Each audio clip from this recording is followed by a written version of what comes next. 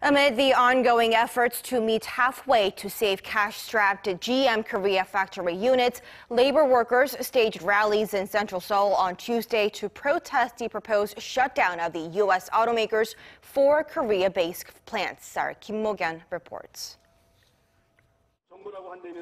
More than a dozen members of GM Korea's labor union gathered in front of the firm's second largest shareholder, the Korea Development Bank, in western Seoul on Tuesday, demanding the reversal of GM Korea's decision to shut down its Kunsan assembly plant.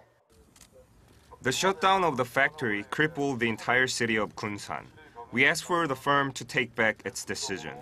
We asked the government and the firm to engage in three-party talks with us and discuss crucial problems such as management and layoffs.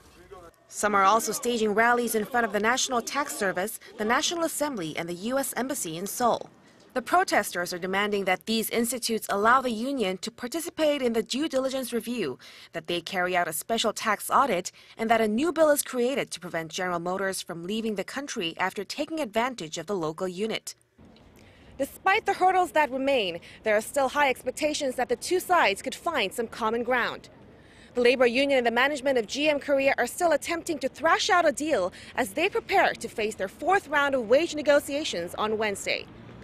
If GM's headquarters decide not to accept the debt-for-equity swap proposal for GM Korea's accumulated loan of some $2.8 billion, the Korean unit of the carmaker will have to find other ways to make up the $2.1 billion shortfall by the end of April.